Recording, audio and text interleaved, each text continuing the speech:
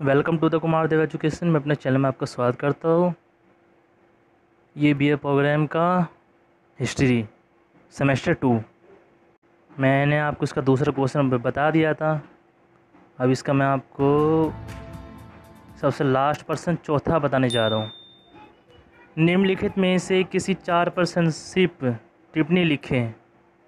इनमें से मैं आपको कोई 4 बताऊँगा। आइए दोस्तों पर्सन शुरू करते हैं। ये इसका चौथा प्रश्न है। निम्नलिखित में से कई 4 का उत्तर दें। इसमें मैं आपको बताना चाह रहा हूँ चंद्रगुप्त द्वितीय, मोहम्मद बिन कासिम, चोल राज्य की प्राकृतिक तराइन युद्ध की 2 लड़ाइयाँ।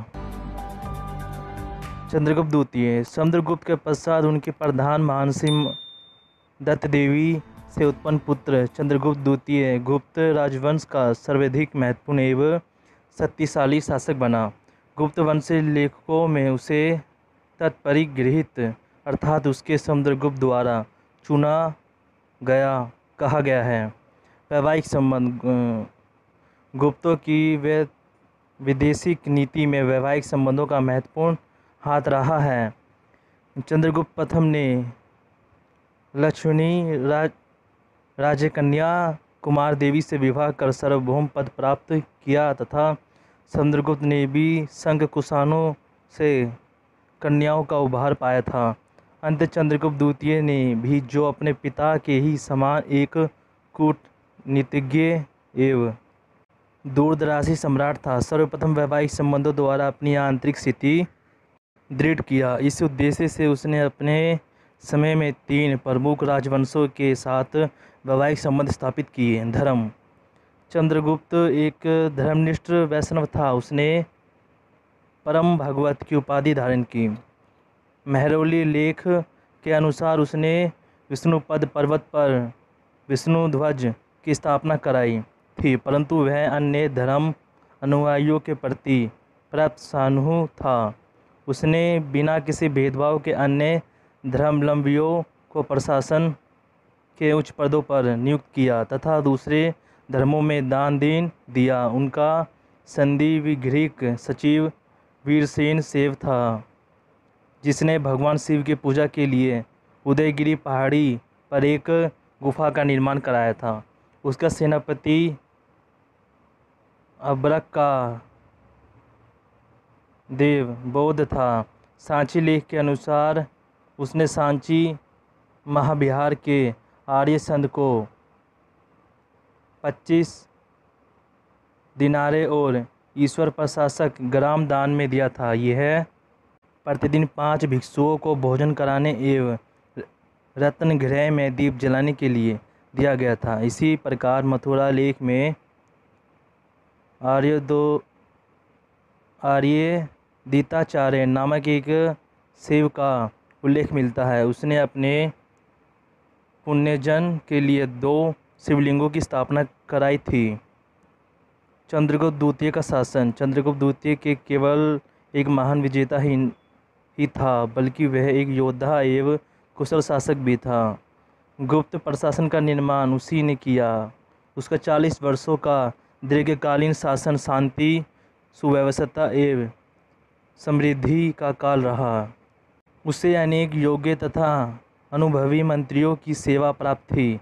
उसका प्रधान सचिव वीरसेन सेव था, जिसका उल्लेख उदयगिरी गुहाभिलेख में मिलता है।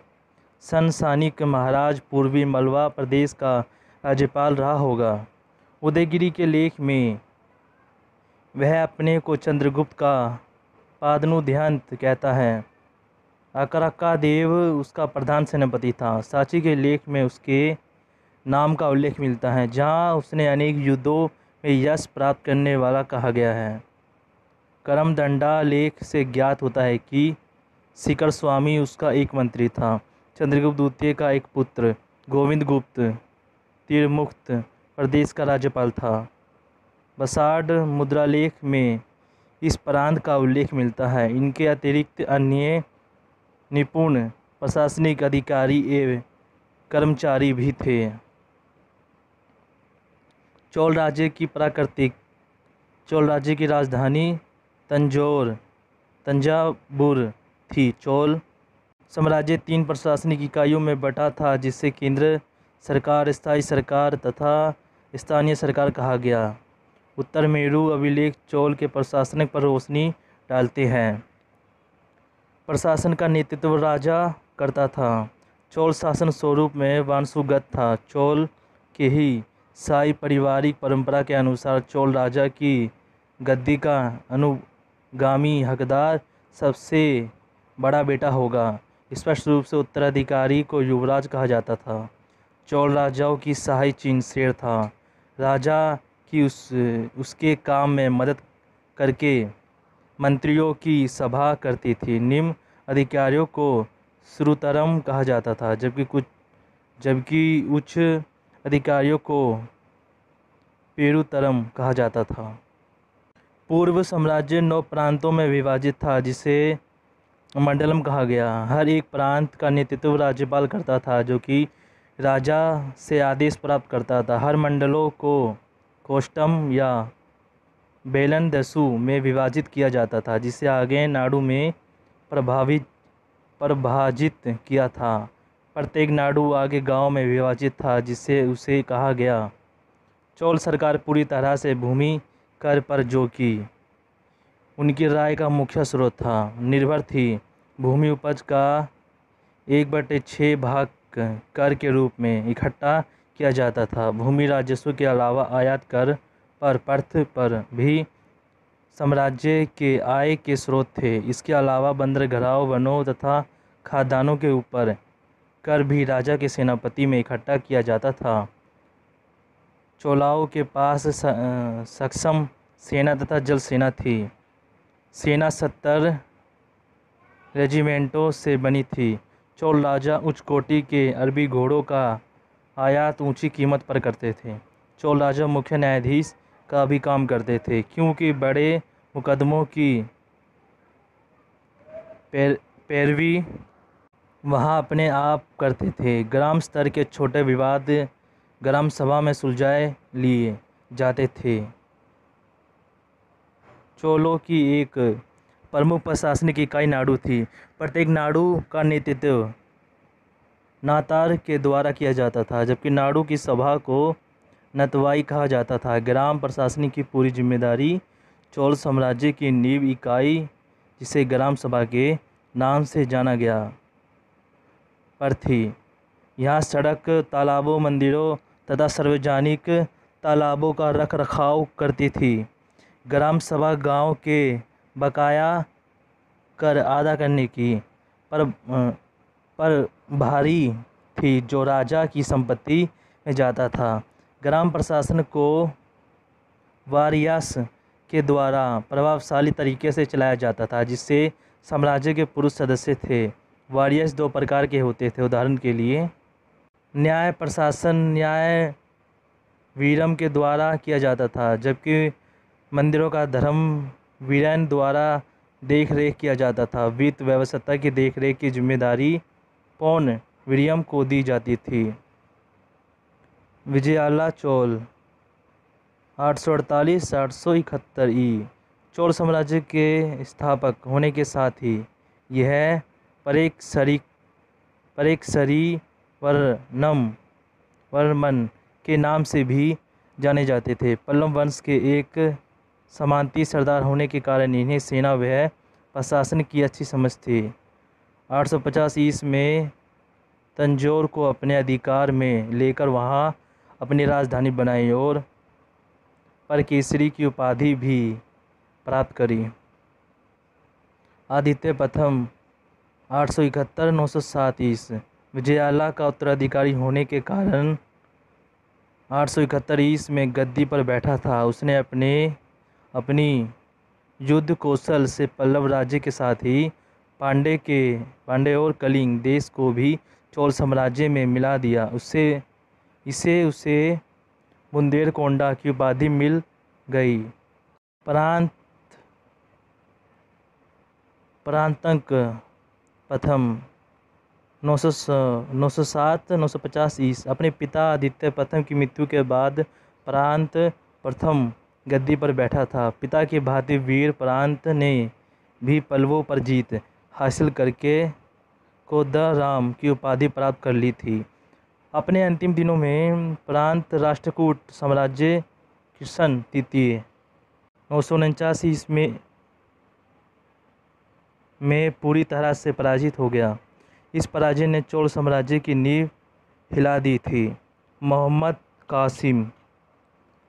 बिन कासिम इस्लाम के शुरुआती काल में उपद्हित खिलाफत का एक अरब सिपह सरदार था।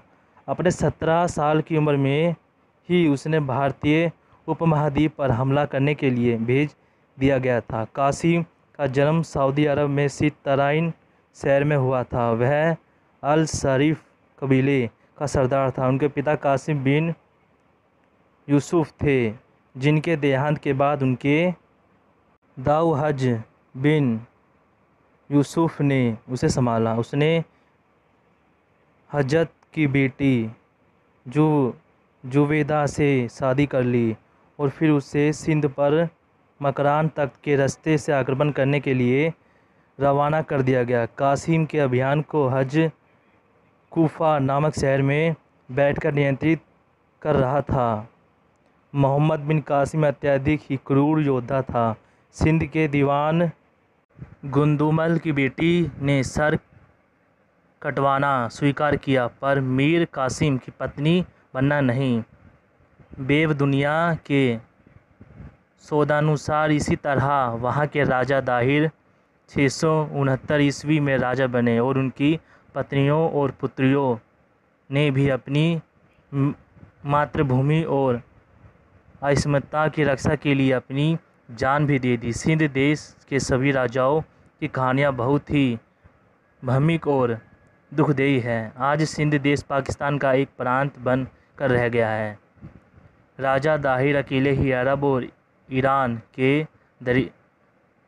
दरिंदों से लड़ते रहे। उनका साथ किसी ने नहीं दिया, बल्कि कुछ लोगों ने उनके साथ गद्दारी की। भारत में इस्लामी शासन का विस्तार 7वीं शताब्दी के अंत में मोहम्मद बिन कासिम के सिंध पर आक्रमण और बाद के इस्लाम शासकों द्वारा हुआ। लगभग 712 में इराकी अरब शासक अल हज्जज के भतीजे एवं दामाद मोहम्मद बिन कासिम ने 17 वर्ष की अवस्था में सिंध और बलूच पर के अभियान का सफल नेतृत्व किया। इस्लामिक खलीफाओं ने सिंध फतेह के लिए कई अभियान चलाए। 10,000 सैनिकों का एक दल ऊँट घोड़ों के साथ सिंध पर आक्रमण करने के लिए भेजा गया। सिंध पर ईस्वी सन 638 से 711 ईस्वी तक के 74 वर्षों के काल में 9 खलीफाओं ने 15 बार आक्रमण किया। 15वें आक्रमण का नेतृत्व मोहम्मद बिन कासिम ने किया। कासिम की मौत कैसे हुई, इस बारे में तो घटनाओं का वर्णन मिलता है।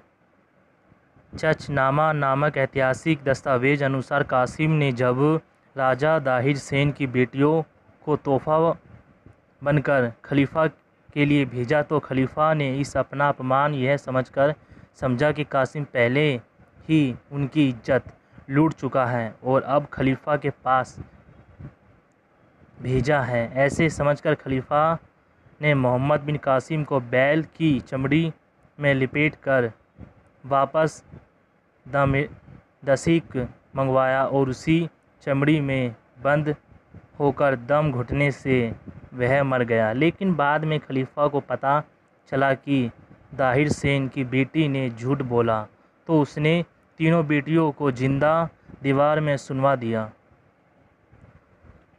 तराइन की 2 लड़ाइयाँ। तराइन का प्रथम युद्ध राजपूतों द्वारा लड़ा गया पहला युद्ध तराइन की लड़ाई 1191 एडी थी। इस युद्ध में चौहान राजवंश में पृथ्वीराज ने मोहम्मद गौरी को हरियाणा में थानेश्वर के निकट तराइन में पराजित कर दिया था। तराइन की दूसरी लड़ाई 1192 एडी भी तराइन में ही लड़ी गई। इसमें मोहम्मद गौरी के द्वारा पृथ्वीराज को पराजित किया गया। यह प्रथम युद्ध 1991 ई में तराइन के मैदान में लड़ा गया। इस युद्ध में मोहम्मद गौरी की करारी हार हुई और उसकी सेना भाग भाग खड़ी हुई। गौरी स्वयं बुरी तरह घायल हो गया और उसे अपनी जान बचाकर भारत भूमि से भागना पड़ा। यह युद्ध तंवर हिंद, वर्तमान भाटिया पंजाब पर दोनों के दावों को मिलकर आरंभ हुआ। तराइन के मैदान में वर्ष 1191 ईस्वी में जो युद्ध हुआ उसमें मोहम्मद गौरी की सेना के पांव उखड़ गए और स्वयं गौरी की जान एक युवा खिलजी घुड़सवार ने बचाई। पृथ्वीराज चौहान अब भाटीडा की ओर मुड़ा और 13 महीनों के घेरे के बाद उसने अपने कब्जे में कर लिया। लेकिन इसके बावजूद उसने पंजाब से गोरियों को खदेड़ने का कोई प्रयास नहीं किया। शायद उसे ऐसा लगा कि तुर्कों के बार बार हो रहे आक्रमणों में से यह भी एक हो और गौरी शासक बस पंजाब पर शासन कर संतुष्ट रहे। बताया जाता है कि तराइन की दूसरी लड़ाई के पूर्व पृथ्वीराज चौहान मोहम्मद गौरी को दिए एक प्रस्ताव में पंजाब को उसके हाथों छोड़ने के लिए तैयार था। तराइन का द्वितीय युद्ध। तराइन का यह प्रसिद्ध द्वितीय युद्ध वर्ष 1192 ईस्वी में पृथ्वीराज चौहान और सऊदीन मोहम्मद गौरी के मध्य लड़ा गया। इस युद्ध में मुस्लिमों की विजय और राजपूतों की पराजय हुई। क्योंकि इस युद्ध से पूर्व भी पृथ्वीराज के कई हिंदू राजाओं से युद्ध हो चुके थे और इन राजाओं से अपने आपसी संबंध सौदेपूर्ण नहीं थे, जिस कारण अधिकांश राजपूत राजाओं ने तराइन के द्वितीय युद्ध में पृथ्वीराज का साथ नहीं हुआ। कहा जाता है कि पृथ्वीराज चौहान की सेना में 300 हाथी तथा 3 लाख सैनिक थे। इनमें बड़ी संख्या में घुड़सवार भी थे। दोनों तरफ की सेनाओं की शांति के वर्णन में अतियोगित भी हो सकती है। संख्या के हिसाब से भारतीय सेना बड़ी हो सकती है, किंतु तुर्क सेना बड़ी अच्छी तरह संगठित थी। वास्तव में ये दोनों ओर के घुड़सवारों का युद्ध था। शहाबुद्दीन मोहम्मद गौरी की जीत श्रेष्ठ संगठन द्वारा तथा तुर्की घुड़सवारों की तेजी और दक्षता के कारण ही हुई। भारतीय सैनिक बड़ी संख्या में मारे गए। तुर्की सेना ने हाक्सी, सरस्वती तथा सामना के किलों पर कब्जा कर लिया। इसके बाद उन्होंने अजमेर पर चढ़ाई की और उसे जीता। इस विजय के पश्चात मुस्लिमों के कदम उत्तर भारत में जम गए। 1216 ई 15 फरवरी को एक बार फिर तराइन के मैदान में ही इल्तुतमिश तथा उनके पदवी सरदार इलोद में एक निर्णायक युद्ध हुआ। उसमें इल्तुतमिश की विजय हुई और उसका दिल्ली की गद्दी पर अधिकार मजबूत हो गया। तारावड़ी या तराइन को आज अजमाबाद भी कहा जाता है। तराइन की युद्ध के प्रभाव राजपूतों की राजनीतिक प्रतिष्ठा को झटका लगा। भारत में पहला मुस्लिम राज्य की स्थापना हुई थी। मोहम्मद गौरी के प्रतिनिधि उद दीन ऐबक 1206-11 ने भारत में दिल्ली सुल्तान की स्थापना की। भारत के जोखिम को भांपते हुए दूसरे विदेशी आक्रमणकारियों ने भारत पर आक्रमण किया। दोस्तों, ये पर्सन पूरा हुआ। हम हमको मिलेंगे नेक्स्ट पर्सन में। वीडियो अच्छी लगी वीडियो को लाइक करें, चैनल से सब्सक्राइब करें। थैंक यू दोस्तों।